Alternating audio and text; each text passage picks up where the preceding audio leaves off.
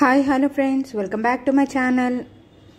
ఈరోజు వీడియోలో కార్తీక పౌర్ణమి రోజు నేను పూజ ఎలా చేసుకున్నానో మీతో షేర్ చేసుకుంటున్నాను. ఇది ఉదయం పూజ అనమాట. ఉదయం ఎర్లీ మార్నింగే లేచి ఇల్లది శుభ్రం చేసుకొని తలకు స్నానం చేసి వచ్చి ఇంట్లో పూజ అయితే ఎలా చేసుకున్నాను. ఈ పూజ చేసుకొని గుడికి వెళ్ళి గుడి దగ్గర కూడా దండం పెట్టుకొని శివాలయం, మా ఇంటి దగ్గరలోనే శివాలయం ఉంటుంది, సాయిబాబా గుడి శివాలయం రెండు కలిపి, ఆ శివాలయంకి వెళ్ళి దండం పెట్టుకొని ఇంటికి వచ్చేసి ఆ రోజు ఉపవాసం ఉన్నానమాట. ఉపవాసం అంటే మొత్తం ఏం తినకుండా అయితే ఏం లేనండి, ఒక ఫ్రూట్ తిని కొంచెం కాఫీ తాగి ఉన్నాను. అలా ఉపవాసం ఉండి ఈవినింగ్ కూడా స్నానం చేసి దండం పెట్టుకొని దేవుడి దగ్గర, అప్పుడు ఇలాగా శుక్రవారం కదా, ప్రతి శుక్రవారం నేను సాంబ్రాణి ధూపం వేసుకుంటాను ఇంట్లో ఈవినింగ్ టైమ్స్. అలా సాంబ్రాణి ధూపం కూడా వేసుకొని ఇంట్లో పూజ అయితే చేసేసుకొని మేడ మీదకి వెళ్ళామన్నమాట. మా పాప నేను మేడ మీద పూజ చేసుకుంటాను. ప్రతి పౌర్ణమికి చంద్రుడు బాగా కనిపిస్తాడు కాబట్టి ఆరు బయట చేసుకోవాలి అని చెప్పి పౌర్ణమి పూజ ఉంటుంది. అందుకని నేను మేడ మీద ఇలా కొంచెం ప్లేస్ తడుపుకొని అక్కడ ముగ్గు వేసుకొని పీట వేసుకొని ఇలా దేవుడి ఫోటో పెట్టుకొని శివపార్వతులది అర్ధనారీశ్వరులది ఫోటో పెట్టుకొని ఇలా పూజ అయితే చేసుకుంటున్నాను అన్నమాట. మధ్యాహ్నమే 365 ఒత్తులు ఆవు నెయ్యిలో నానబెట్టుకొని ఉంచుకుంటాను. మామూలు పువ్వొత్తులు 365 ఒత్తులు ఆవు నెయ్యిలో నానబెట్టుకొని ఉంచుకొని అవి ఇక్కడ వెలిగించుకుంటానన్నమాట. ప్రసాదంగా ఓన్లీ సలిమిడి వడపప్పు మాత్రమే చేస్తాము. ఈ పౌర్ణమి రోజు పూజకైతే సలిమిడి వడపప్పు చేసి ఇలా ఫ్రూట్స్ పెట్టుకొని 365 ఒత్తులు పువ్వొత్తులు వెలిగించుకొని ఇలా దండం అయితే పెట్టుకుంటున్నాను. అలా పెట్టుకున్న తర్వాత అద్దంలో చంద్రుడిని చూసి చంద్రుడికి దండం పెట్టుకొని తర్వాత కొబ్బరికాయ కొట్టి దేవుడి దగ్గర పెట్టి మొత్తం నివేదన చేసి ప్రసాదం అదే సలిమిడి వడపప్పు కొబ్బరికాయ ఫ్రూట్స్ ఇవన్నీ నివేదన చేసి దేవుడికి ఆ తర్వాత హారతి ఇచ్చి పూజ అయితే కంప్లీట్ చేసుకోవాలన్నమాట.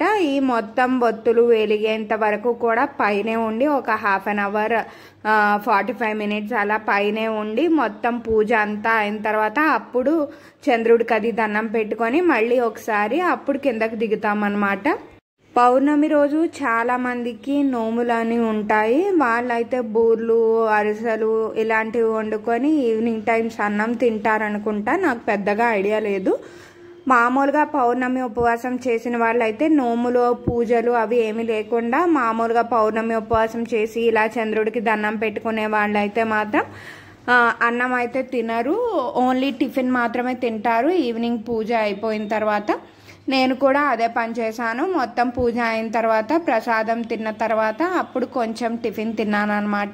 కార్తీక మాసంలో ఏ రోజునైనా 365 ఒత్తులు అంటే పర్వదినాలలో ఇలా కార్తీక పౌర్ణమి లేదంటే కార్తీక సోమవారం ఇలాంటి పర్వదినాలలో 365 ఒత్తులు వెలిగిస్తే మనకి సంవత్సరం అంతా వెలిగించిన ఫలితం ఉంటుంది అని చెప్పి చెప్తూ ఉంటారు.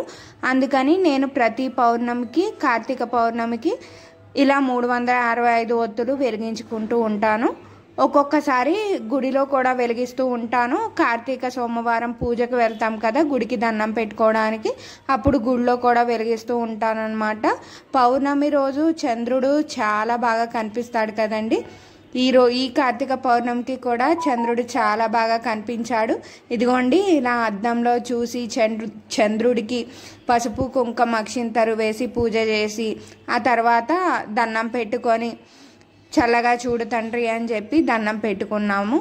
నేనైతే కార్తీక పౌర్ణమి పూజ అయితే ఇలా చేసుకుంటాను. ఉసిరి దీపాలు కూడా పెట్టుకుంటూ ఉంటాను. ఈసారి ఉసిరికాయలు లేవన్నమాట ఇంట్లో, అందుకని ఉసిరి దీపాలు అయితే పెట్టలేదు. మామూలుగా పువ్వొత్తులతో ఇలా ప్రమిదలతో దీపాలు అయితే వెలిగించాను.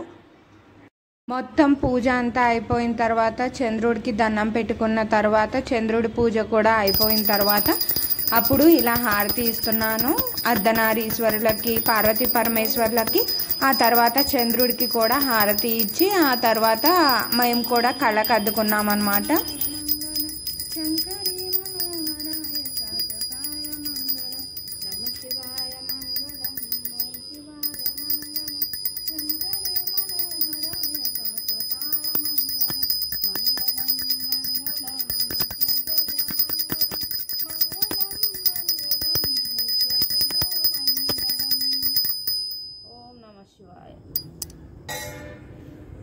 పూజ అయిపోయిన తర్వాత కిందకి వెళ్ళి టిఫిన్ వేసుకొని అయితే తినేసాను. ప్రసాదం తిన్న తర్వాత అలా నా ఫాస్టింగ్ అయితే కంప్లీట్ అయిపోయింది. ఇలా నేను కార్తీక పౌర్ణమి పూజ అయితే కంప్లీట్ చేసేసుకున్నాను.